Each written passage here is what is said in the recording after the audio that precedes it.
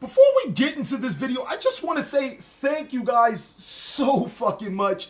100 likes. Last time I checked on the Paleozoic Frog deck profile, it had 100 likes, and the day wasn't even over yet, so I have to thank you guys. I actually spent a little more time out of my day to give you guys this video beforehand, just to make sure you guys get it tomorrow. And for the people that don't know what I'm talking about and want to see the Frog deck profile, go ahead and click on this annotation. It'll take you right to the deck profile. It's freaking awesome. It's basically what I'm using this deck as a basis for. This video, we're going to be showing you guys some test hands and of course a couple of combo tutorials. And though this deck doesn't have a lot of combos, there's still some pretty basic things that I want to show you guys. I'm TheCaliEffect, and if you guys want to see more videos like this, then go ahead and swap frog that notification bell. But in order to do that, you have to be totally awesome. Boom, yeah, I got that. For the subscribe button. So without further ado, I present to you a frog combo tutorial plus some test hands.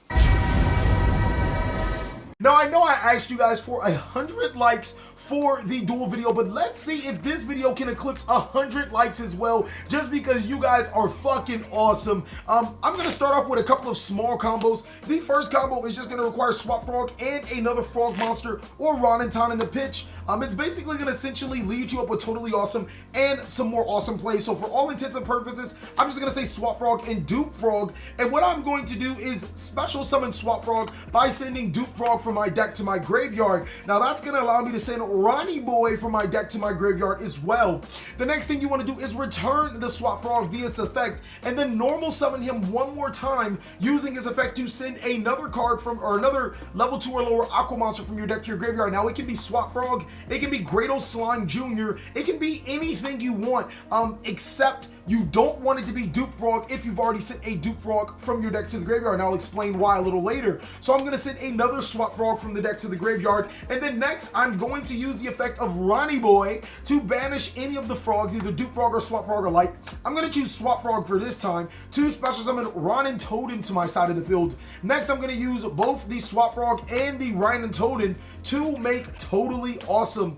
Now during my opponent's standby phase, I want to detach the Ronanton to special summon the Dupe Frog from my deck, and that's exactly the reason why we want to keep the Dupe Frogs as many in our deck, so Totally Awesome gets special summoned to our side of the field, and this creates some sort of a soft lock, mainly because we have so many options. First of all, we are allowed to negate our opponent's card by sending a Dupe Frog from our field to the graveyard. Unfortunately, we won't be able to gain its effects, but still, being able to send a card other than Totally Awesome from the field to the graveyard must feel totally awesome. The next thing is that our opponent has to deal with the Dupe Frog before they can even deal with the Swap Frog, which will initially gain us a water monster from our deck to our hand, or frog monster from our deck to our hand, to send to the graveyard with Totally Awesome. So that's another great thing about this setup. The next thing is when Totally Awesome is sent to the graveyard, and if, let's say, if they were both destroyed by battle, one after the other, then both of their effects will trigger Dupe Frog to add you another frog, which will probably be Swap Frog from your deck to your hand, and then Totally Awesome being able to add another card from your graveyard to your hand. And look at the water monsters we've already procured in our graveyard. So literally that combo is so basic, but it sets up so many avenues. And if you guys didn't like the way you set up in this and you decided to, or if you had a great hand afterward, you know, some type of push, you can use both the Dupe Frog and the Totally Awesome to make Mastar Boy, and that will trigger off your Totally Awesome to add a monster from your graveyard to your hand, namely Swap Frog. Normal summon the Swap Frog, and look at all of these cards you have to play with. This is essentially how I get a lot of my monsters on the board, using that to send Ronnie Boy to the graveyard. Where's my other Ronnie Boy?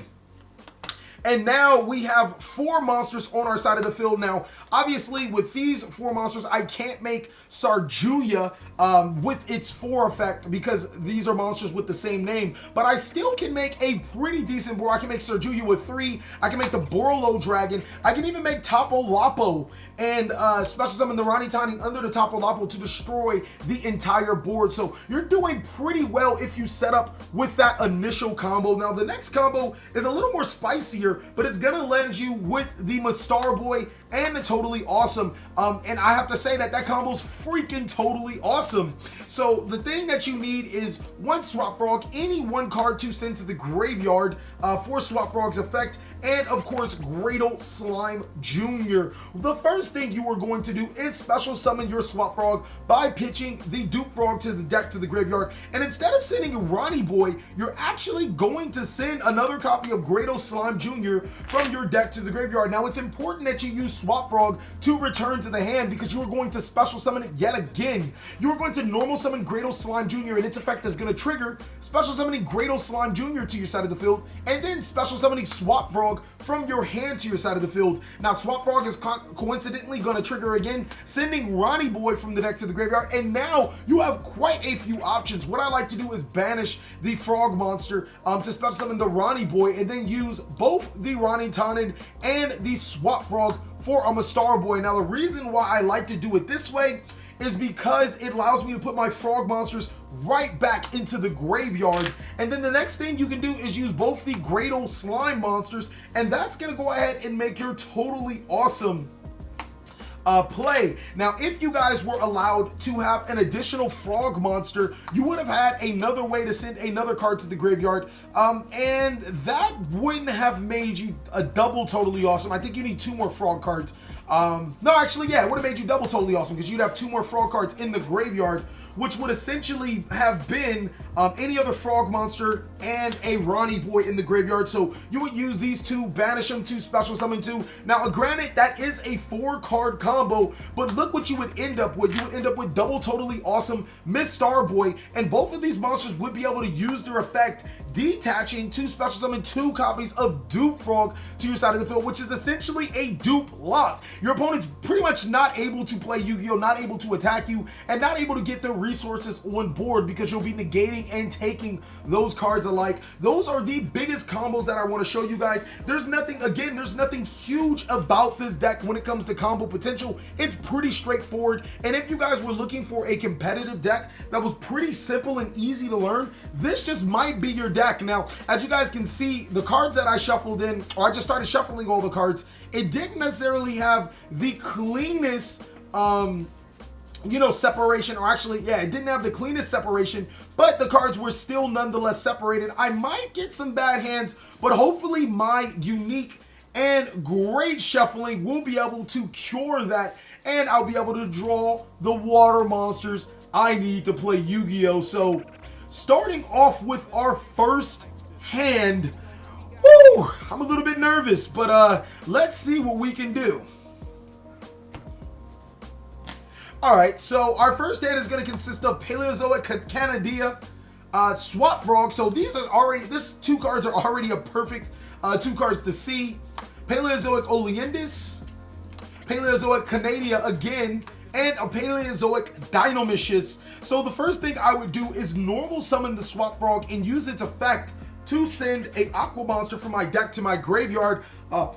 If you ever were to top deck Gradle Slime Jr., it would be freaking awesome, but I'm not dependent on Gradle Slime Jr. I'm going to actually use it to send a Ronnie Boy from my deck to my graveyard. The next thing I'm going to do is set all of my cards face down and return the Swap Frog from my deck, or from my hand to my side of the field. The reason why I did it this way is because Canadia can flip my opponent's cards face down. This is going to give me some control for preventing them from link summoning.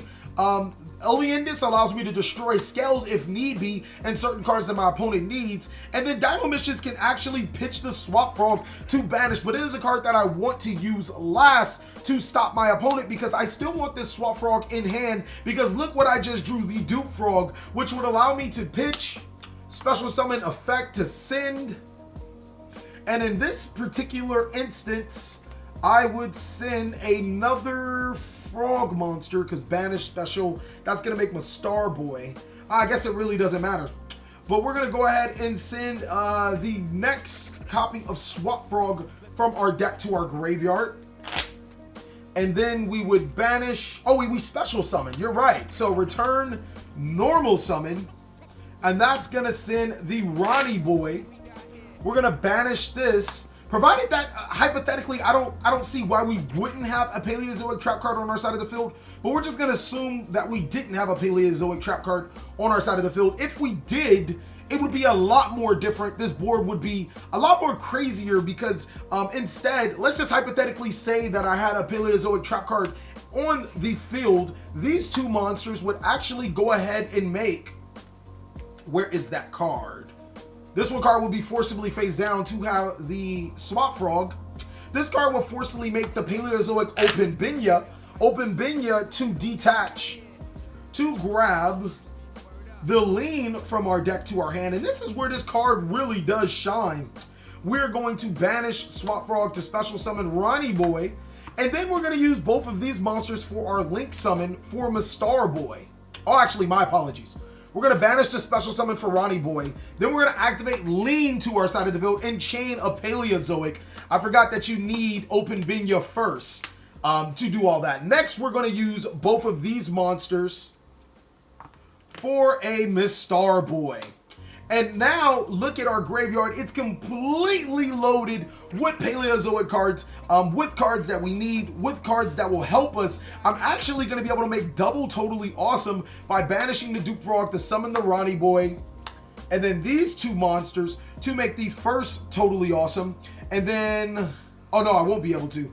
Banish to summon, no, I guess it doesn't matter. I would need it to use a second trap card, which I don't have access to, but one Totally Awesome plus the Mastar Boy is more than often enough. If I had a card in hand, additionally, I just Dynamash summon the other Paleozoic and then be on with my day. I have a strong feeling I should have been using the Ronnie Boys as material, but that's here nor there. That was a pretty good hand, and I'm pretty sure I did that one correctly. I just went through so many scenarios that it was kind of confusing. But let's see what the next hand is going to bring us. This deck, I want to pride it on being fairly consistent. It's really good at being able to give me some great hands. So let's hope that trend continues. And now we're going to draw Pakaya, Lean, Great Slime Jr., Canadia, and Ronnie Boy. Now, this isn't necessarily a brick, mainly because I can still set the Pakaya for drawing two, and I still have Disruption with the Canadia, as well as the Ronin for a pretty strong defense. So, Canadia would flip our opponent's face down. Pakaya, not before we Pakaya, so Pakaya would detach to draw two, and we're in a pretty decent form if we can prevent them from getting into our Ronnie Boy. Sometimes that flip face down is pretty important to the opponent, and if we can use it right, we actually might want to use Pakaya to send the Paleozoic card first, and then Canadia, their most important thing, or Canadia on their end phase, to guarantee us a Paleozoic card if we're going against a deck that is too big. And then back to our turn, we actually have some play to mess with. We'd be able to summon the Duke Frog and then make a monster threat, whether it's Totally Awesome, Open Binya, or whatever. Actually, I think I'd make the Open Binya this time around, because Open Binya would be really clutch, and then use its effect to detach, and that would search another out card, whether it's Dynamishes, whether it's Oleandus to destroy more spells and traps, whether it's Morella to send the important cards from our deck to our graveyard. So now I can bring two more additional Paleozoic monsters from my graveyard to my side of the field before using the Open Binya for a link, and then a Mastar Boy or whatever I would need over a certain situation. Now, the Paleozoic hands, I'm not gonna lie, they're pretty much all the same when it comes to card economy. You're going to want to make Totally Awesome if you can't, set the monster in defense, and then set your back row, and then disrupt your opponent. There's really nothing really saucy in between these hands. It's nothing too spectacular. And then when you don't draw the cards that you need, use your draw cards to draw the cards that you need. As I can tell you, every single one of my spell cards are draw cards, so drawing any of them means that we're doing all right. So looking into our next hand, Mistake, Lost Wind, Dynamishes, Mistake, and a Great Slime Jr. And Great Slime Jr. has not been performing as we would like inside of this build, but our next three cards, Swap Frog is one of them, so that would definitely be able to fix those mistakes. So what I would do in this particular hand is that I would actually start off with the Mistake, Lost Wind, and Dinomishus, and then pass our turn. I think Mistake would do a pretty good job of halting our opponents in their ground. Lost Wind would be able to halt any monster effects and half the attack, so we're not going to be taking too much damage. Great Slime Jr. in defense has 22,000 defense, and then the Dinomishus to get rid of their critical mistakes. We're only 2 cards away from drawing the Swap Frog, and whether you guys know it or not, these aren't the best of hands that we are getting with our Frog deck, but still, even our not so great hands are pretty manageable within this deck, allowing us to still be able to halt the opponent and stop something and do something pretty consistently within ourselves. So one more test hand before we call it a day, and hopefully we can get a really explosive hand. I'm actually lying. This deck has no explosiveness. I'm telling you guys, it's just really good at what it does, which is halting the opponent and preventing them from playing Yu-Gi-Oh! So on to the last and final hand. We're going to draw Spellbook, Magician of Prophecy, Spellbook of Knowledge, Pot of Desires. Oh my god, so many draw cards. Pakaya and Dinomishus. So many draw cards with this hand, and I'm pretty excited about seeing them. The first thing I want to do, and oh, it's a tough one. Basically, I think I'm going to summon Spellbook, Magician of Prophecy. That's going to add Secrets from my deck to my hand. Where is Spellbook? Secrets? Spellbook Secrets. And then Secrets is going to add another Spellbook, Magician of Prophecy from my deck to my hand, and that way I actually have a secure way to draw cards again. Now Desires is going to be a very risky play right here, but I don't mind you know, losing out on the risk and having Spellbook, Magician of Prophecy as nothing but a Swap Frog target. So what we're going to do next is use Spellbook Knowledge. Actually, no, I think I wanted Desires. It kind of doesn't matter what you guys do. There isn't any specific cards other than Swap Frog that I want to dig out, and I do play 3 copies of them. So to be honest with you guys, it doesn't matter. I'm going to go ahead and use Desires mainly because with 2 more cards in my deck, Desires has a less chance of banishing the next copy of Spellbook of Knowledge. So 1, 2, 3, 4, 5, 6, 7, 8, 9, 10, and we banished not the Spellbook of Knowledge. So the next card is pretty live. We did take a pretty decent hit with both Dupe Frogs being banished, but other than that, it doesn't really matter. All of the cards banished did not matter. Now let's see what we drew from the Pot of Desires. Canadia and Breakthrough Skill. That's probably going to be able to put this hand over the top, especially when I combine it with Spellbook of Knowledge to draw 2 more different cards. And then that's the beauty of Pot of Desires. Our hand completely changed into a real anti-meta like board, and we can still draw cards through Pakaya. So what I would do is basically set 1 Breakthrough Skill, set a Hallucinogen, set a I'm gonna keep the Hallucinogen, set the Dinomishus, and set the Canadia. We have quite, and set the Pakaya as well. We have quite a pretty big board on our opponent's turn. We're gonna open up with the Pakaya, sending the Hallucinogen from the graveyard to draw 2 more cards, which is gonna be the Morella and the Swap Frog we need. And now we actually have 2 trap cards in the graveyard. So while we're operating disrupting the opponent by flipping your opponent's cards face down with the Canadia, or disrupting their presence with the Dinomishus, or even breaking through their cards with Breakthrough Skill, we can start special summoning you know, Paleozoic monsters to our side of the field. In the best case scenario, we're going to be able to summon 3, which brings us back to our turn, and it's a pretty overwhelming board. There's so many things we can do with this. We can pitch the Spellbook Magician of Prophecy to start getting off our Swap Frog plays, or we can even just forget the Spellbook Magician of Prophecy. We have quite a few cards. I'm actually going to use these 2 to make the Open Binya to detach. And that's going to get the Lean. Did I banish Lean? I hope I didn't banish Lean. I banished Lean. That's why I wanted to play 2 copies of Lean, because that card's really, really good in certain situations. But then there's times you just don't want to see Lean. But still, nonetheless, it's pretty good. I can get cards like Oleandus to destroy our opponent's background. Keep in mind, all these Paleozoic spell and trap cards are pretty live. So what I would do in this particular situation is use Morella, chain a Paleo. And we don't need all those Paleos in the graveyard. We'll send Lost Wind in case our opponent want to give us them problems.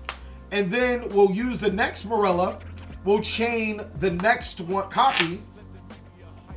And again, this is probably going to give our opponent a complete fit, because we have all the Paleozoic cards that we need onto our side of the field, and we're basically essentially allowed to make any board that we want. I'm going to get a little risky and normal summon the Spellbook Magician of Prophecy and go through my Spellbook engine, which means there goes that, and then there goes the Spellbook of Knowledge. Now, I don't want to draw a Pot of Desires, but yeah, I do want to draw a monster to be able to pitch with Swamp Frog. I like making the risky plays, so sometimes it's really, if you're not making the splash plays, then you're not really doing a lot with your life. Unfortunately, we didn't get exactly what we needed, but we got Waboku and an anti-spell fragrance. Now, using both the Open Binya and the Spellbook Magician of Prophecy to make my Starboy, and I think I overdid it with the Paleo cards. If our opponent did have a trap card or a spell card to be used, of course we would have only in this, but we would have been able to at least make one copy of Totally Awesome with this as our potential back row. So this game was pretty much in control in our hands, and you really have to highlight one great card. The Spellbook Magician of Prophecy does a really good job at helping us tutor us into our most important cards. Thank you guys so much for watching another segment of the TheCaliEffect. Of course, I'm going to be updating this deck. I don't think, or actually I do hope that I'll be able to update it very soon on my channel, but at the very least, it will be updated on my Patreon, where you guys can see just for $1 a month. At the lowest, $1 a month, you guys get to see so much awesome stuff, even content that might never even go on YouTube. Please like, comment, subscribe, but most of all, enjoy. I'll catch you in the next video.